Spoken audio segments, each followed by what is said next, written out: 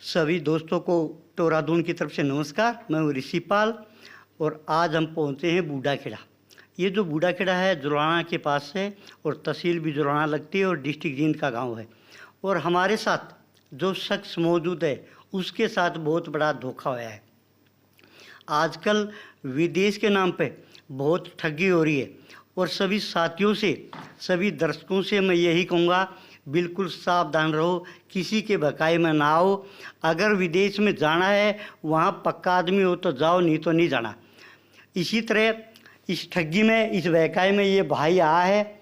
कैसे आया, क्यों आया और कितनी रुपए की इसके साथ ठगी हुई, विस्तार से तो यही बताएंगे। भाई साहब, टोरादून पर आपका स्वागत है। धन्यवाद। क्या नाम है आपका? मेरा नाम अंकुश लाठर है सर। अंकुश लाठर जी, कितने पढ़े हो? सर मैंने 12th कर रखी है और उसके बाद मैंने BBA में एडमिशन ले रखा है। और एज कितनी है? एज 22 है सर। अच्छा, आपके क्या मन में थी? विदेश जाना है? विदेश जाना है सर। और विदेश में जाके क्या करना है? पढ़ाई करनी है, काम करना है। पढ़ाई करनी है, काम करना है। हाँ जी। तो आपके साथ ठगी कैसे हुई? किसके साथ मुलाकात हुई पहले सर मेरी बॉबी उर्फ बबनदीप से हुई चंडीगढ़ में। चंडीगढ़ में कहाँ के थे ये सर मुजफ्फरनगर के पास में संबड़ेड़ा गांव है। अच्छा, वहाँ के रहने वाले हैं सर। ये उत्तर प्रदेश के ही या पंजाब के? उत्तर प्रदेश के सर। उत्तर प्रदेश की? उत्तर प्रदेश मुजफ्फरनगर के पास इसका गांव है संबड़ेड़ा। अच्छा, आप घर पे भी गए हो इसके? नहीं, घर पे नहीं गया सर मैं। और कहाँ मुलाकात हुई? उधर सर इसका रेस्टोरेंट वगैरह था। कहाँ पर? चंडीगढ़ ओमेगा सिटी है सर, उसके सामने ही मॉडर्न वैली सोसाइटी है। अच्छा। उसके बीच में कैफे वगैरह हैं। अच्छा। उधर था सर, मतलब खाने पीने का, उधर बैठ जाते हैं बच्चे, कॉलेज के बच्चे। तो उधर इससे मुलाकात हुई। ये कितने भाई हैं? ये 2 भाई है सर। दो इसका भाई का नाम है सिमरनजीत सोहता। वो क्या करता है? वो जी मेरे को तो पता नहीं, उससे काफ़ी इतनी मुलाकात नहीं हुई, 2 ही बार 3 बार मिला हूँ सर मैं। तो किस तरह शुरुआत हुई आपकी इसके साथ बात? इसने बताया सर कि मैं काफ़ी बच्चे भेज चुका हूँ बाहर और मैं तेरे को भी भेज दूंगा। अच्छा। तो मैंने कहा भाई मेरे को ऑस्ट्रेलिया जाना है। तो इसने बोला कि ठीक है, 21 लाख में भेज दूंगा। कुछ दिन बाद इसने मेरे को वीज़ा भेजा।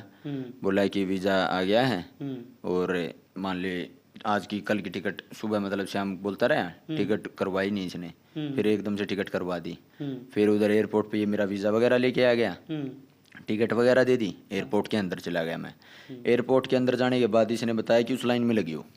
उस लाइन में हम लगे जाके, इमिग्रेशन होने लगी तो बोर्डिंग का टाइम था उस टाइम पे। दिल्ली से गए आप? हाँ, दिल्ली इंदिरा गांधी एयरपोर्ट से टर्मिनल 3 पे। तो उधर बोर्डिंग के टाइम पे हम अंदर गए, 3 लड़के थे हम, मेरे साथ में 2 लड़के और थे इनके, उनको मैं जानता नहीं था। तो उधर उन्होंने बोला कि तुम्हारे डॉक्यूमेंट्स में कोई कमी है वीज़ा में। उसने प्रिंट आउट निकलवा रखा था वीज़ा का, क्योंकि इस पे पासपोर्ट पे स्टैंप नहीं होता, ऑस्ट्रेलिया वाला वीज़ा, ई वीज़ा आता है इसका। तो उसने कॉपी निकलवा के लेके आया था। तो उधर दिखाया, उन्होंने बताया कि कोई दिक्कत है। अंदर कोई कैबिन में लेके गया कि बोले ऑस्ट्रेलिया मेल करेंगे, ये करेंगे, वो करेंगे। काफ़ी टाइम लगाया। फिर उन्होंने बताया, ऑफिसर आए, हमको पकड़ा कि भाई तुम्हारा वीज़ा में कोई गड़बड़ है, दोबारा ऐसे कुछ चेंजेस करवाओ फिर आना। वो पुलिस वाले हमको बाहर तक छोड़ के वहाँ पे साइन वगैरह करवाए एयरपोर्ट के और हम बाहर निकाल दिए। फिर उसके बाद मैंने बबनदीप के पास कॉल किया। बबनदीप वहाँ एयरपोर्ट के बाहर नहीं था, वो कहीं पे चला गया था दिल्ली के अंदर। उसने काफ़ी देर बात करते करते 2 घंटे 3 घंटे लगाए, वो आया।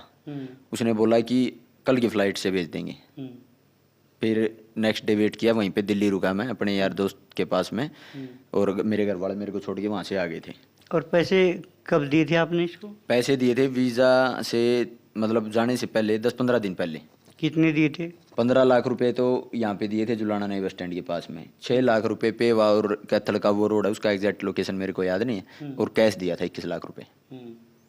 और उसके बाद फिर पैसों की कुछ इन्होंने दुबई बैठ के भी डिमांड की थी। तो वहाँ पे मेरे को तकरीबन इन्होंने 15 लाख की डिमांड की थी, लेकिन मैं कभी 50,000 भेजता, कभी 60,000 भेजता। तो ऐसे कर करके थोड़े थोड़े भेजता रहा मैं। नहीं, आप जैसे एयरपोर्ट पे तो वापस आए, फिर कब भेजा? फिर मैं सर के बाद भेजा? मैं वहाँ से, इन्होंने भेजा नहीं, ये अपने घर चले गई। मैं वहाँ से तो शाम चला गया। कुछ दिन में यार दोस्तों के पास वहाँ घर पे, तो शाम पे उनके घर पे रहा 1-1.5 महीना। उसके बाद वहाँ से ये फिर वही बात 1-2 दिन करते रहे, क्योंकि दिमाग उस टाइम पे हिल गया था, दिमाग ने काम नहीं किया, घर वाले भी परेशान, कहीं पे बात नहीं बताई अभी तक। फिर वहाँ से मैं मेरे मामा के चला गया, इधर दामड़ रोहतक के पास मेरे मामा है। फिर मैं वहाँ रहने लग गया। फिर ये मेरे को चंडीगढ़ बुलाते, कभी पासपोर्ट लेते, कभी कुछ लेते, बोलते कि वहाँ कर देंगे, ये कर देंगे। थोड़े दिन बाद में मेरा एक्सीडेंट हो गया अचानक रात को चंडीगढ़। उसके कुछ 10-15 दिन बाद में इन्होंने मेरा बोला कि दुबई से कनाडा का करवा देंगे। मैं एक्सीडेंट की रिकवरी से ठीक होने लग रहा था। काफ़ी भयानक एक्सीडेंट था मेरा, पता नहीं कैसे हुआ क्या वो मेरे को नहीं पता। उसके बाद मेरे को 14 अगस्त को यहाँ मोहाली एयरपोर्ट से बिठाया दुबई के लिए। फिर वो फ्लाइट रुकी अहमदाबाद, अहमदाबाद से थी दुबई की फ़्लाइट।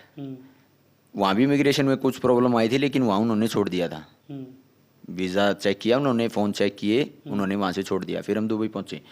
वहाँ पे मेरे साथ गया था खुश, जो इनका एजेंट का खुद भाई था।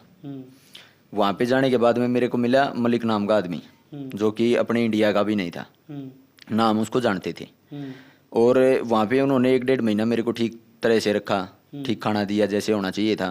फिर ये मेरे को तंग करने लग गए, भाई वहाँ पे रहना है तो रहो, नहीं तो हमारे बस का नहीं है काम करवाना। अच्छा, जैसे आप दुबई गए तो आपके साथ कैसा बर्ताव किया इन्होंने?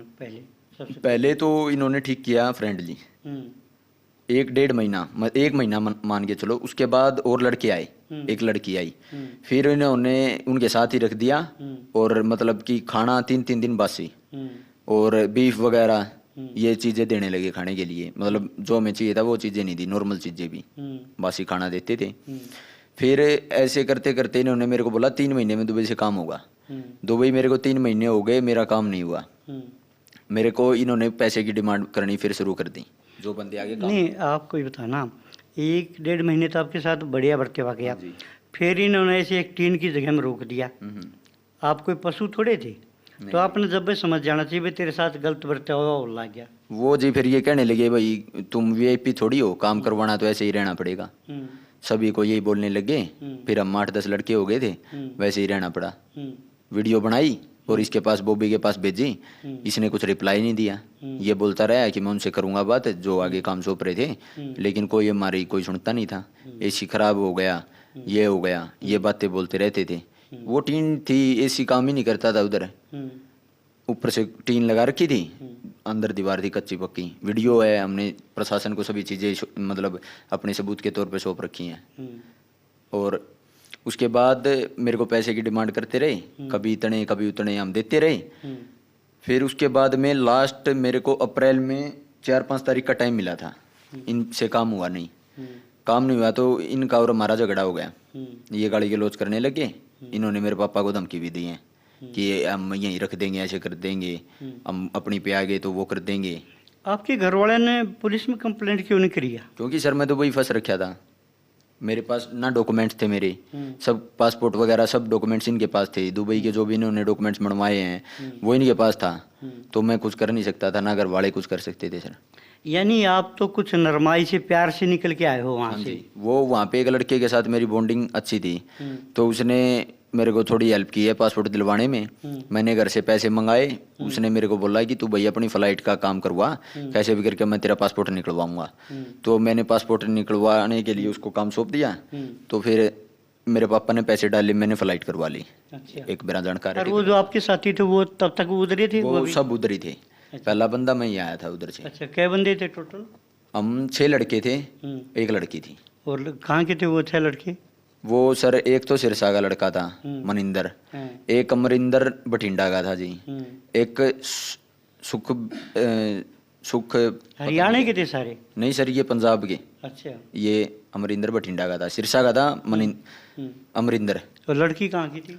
लड़की थी जी पंजाब की। अच्छा। हाँ जी। और एक लड़की उधर भी पहले से ही थी। तो आपस में बता रहे थे कि आप बतला करते, तुम भाई हमारे साथ ऐसा फ्रॉड हुआ है सभी के साथ? हम सर जैसे बात किया करते कि भाई अपने साथ ऐसा हो रहा है। हम जैसे थोड़ा दिमाग काम करने लग गया तो ये आते बोलते कि भाई यहाँ तो ऐसा ही होगा, काम करवाना तो करवाओ, नहीं पड़े रहो। इंडिया आने के बोलते कि तुम्हारे डॉक्यूमेंट्स नहीं है, ये सब चीज़ें करते सर। लेकिन एंड लड़ाई झगड़ा होने के बाद या कुछ भी लगा लो, मेरे को मेरा पासपोर्ट मिला तो तब भी इन्होंने कोशिश की थी फ़ोन पे कि भाई तू उधर ही रह जाएगा, इमिग्रेशन वाले तेरे को पकड़ लेंगे। लेकिन मेरे अंदर थोड़ी नॉलेज थी कि भाई अगर मैं दुबई आया हूँ तो मैं अपनी होम कंट्री जा सकता हूँ, मेरे पास पासपोर्ट है। टिकट करवाई और कुछ नहीं हुआ, मैं आराम से आ गया। लेकिन उनके यही था, दबाव था नहीं, पूरा। जैसे आपके घर वाले भाई पता अब हमारा बच्चा ऐसे रुक रहा है, यहाँ के सारे मिलकर है और वहाँ कंप्लेंट करें, क्योंकि वहाँ तो राजा का राज है, तो पूरा एक्शन ओवर इस बात पर। इस तरह क्यों नहीं किया घर वालों ने? नहीं जी, ये तो 2 नंबर से काम करवा रहे थे ना, हम तो यहाँ 1 नंबर से गए थे। ये तो क्योंकि डॉक्यूमेंट्स हमारे पास होते ही तो हम 1 नंबर से होते, हमारे पास डॉक्यूमेंट्स ही नहीं थे, इनके पास थे, तो हमें पता ही नहीं कैसे क्या है। तो दर्शकों, आप सुन रहे हो इस भाई के साथ कैसे बरते हुआ, कैसे बकाया, और भी साथी इस तरह वहाँ डूबी में फंसे हुए, पता नहीं वो घर गए कि ना गए हैं। तो फिर आपको पासपोर्ट मिल गया? हाँ जी। फिर जी मैं आ गया इंडिया। अच्छा। आने के बाद 2-3 दिन बाद में मेरी बॉबी से बात हुई, घर आने के बाद, कि भाई पैसे का पता। बॉबी ने बोला कि ठीक है पैसे दे दूंगा। कुछ दिन बाद इसके पापा से बात हुई, बोला कि भाई पैसे दे देंगे, जैसे भी देने हमको दे देंगे। इनके सारी रिकॉर्डिंग है सर हमारे पास, प्रशासन को दे रखी हैं, प्रशासन अपने हिसाब से कार्रवाई करेगा। तो फिर इन्होंने हमको मिलने बुलाया चंडीगढ़। मैं और मेरे मामा का लड़का गए, हम 3 दिन रुके सर वहाँ पे ये मिलने नहीं आए, हम आ गए 3 दिन बाद सर। फिर आने के बाद फिर इन्होंने 10-15 दिन बाद कॉल उठाई, तो फिर बुलाया, फिर मैं अकेला गया सर। फिर मैं 6 दिन में आया सर। फिर ये मतलब 1-1.5 महीना इनके फ़ोन स्विच ऑफ, कभी ऑन, फ़ोन उठाते नहीं ये रहा। घर का पता था आपने इनका? नहीं, घर का नहीं पता था सर। उधर जहाँ पे ऑफिस पे मिले थे, जहाँ पे इनका कैफे वगैरह था, उसी का पता था, लेकिन उस टाइम पे वो भी बंद सब कुछ। फिर इसकी वाइफ है सर महक कौर का नंबर था सर मेरे पास में। इन्होंने बोला था कि भी हेल्प की जरूरत हो तो हमसे संपर्क कर लेना, ये नंबर नहीं चल रहा। तो मैंने उसके पास कॉल किया कि बहन हमने बॉबी से मिलना है, हम आए हुए हैं। तो वो बता देती सर कि ऐसे ऐसे हैं, वो भी सर थी तो उन्हीं के साथ में, गलत सलत बता देती जैसा भी था। हाँ, मिली भगत थी वो। तो फिर लास्ट में 9 जून को मिले सर ये हमको, वहाँ पे चंडीगढ़ फेस 9 और मैजेस्टिक होटल के पास सर। उसकी रिकॉर्डिंग भी है मेरे पास में। वहाँ पे हमने इससे लिखतम ली, 12 तारीख की इसने लिखतम दी पैसे देने की। इसने बोला चेक या कैश जैसे भी पेमेंट होगी हम 12 को दे जाएंगे घर पे आके। इसकी इसने लिखतम लिख के दी, इसने और इसके भाई ने साइन भी कर रखे हैं, और हमने इसकी वीडियो भी बनवा रखी है। और आपने इनको टोटल रुपये कितने दिए? टोटल सर जो ये बाद में पेमेंट गई है उसका मेरे को नहीं पता, क्योंकि वो मैंने सारी अपनी FIR में लिख रखी है UTR नंबर से कि कभी 55,000 गए हैं, कभी लाख गए हैं।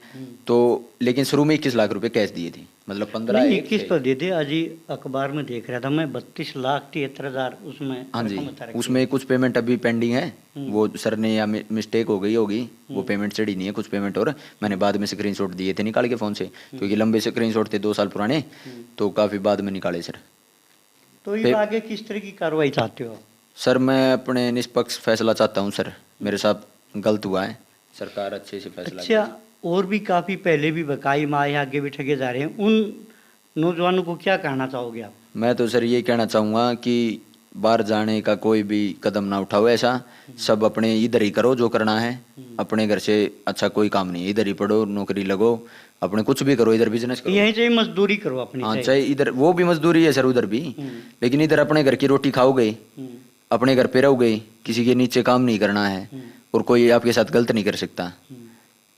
आप तो भगवान की दास से वापस आ गए, और बहुत से तो बंदे आए नहीं।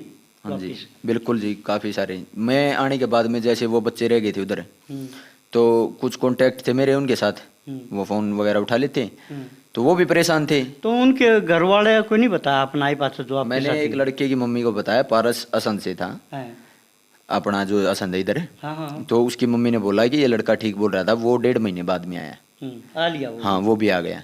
तो अभी मतलब कि अभी तो लगभग शायद सारे आ चुके हूँ, लेकिन अभी किसी से कांटेक्ट नहीं होते, 1-2 लड़के से ही हुए हैं। तो छोटे भाई, आपके साथ बहुत बड़ी ठगी हुई है, धोखा हुआ है अभी? बिल्कुल हुआ है जी। दोस्तों, ये बताई भाई ने अपनी आप बीती, और आप भी अपना कमेंट करके अपनी राय दे सकते हो, और ऐसे नकली इंसानों से आप सावधान रहना, किसी की बहकाई में ना आना। जय हिंद, जय भारत। जय हिंद, जय भारत।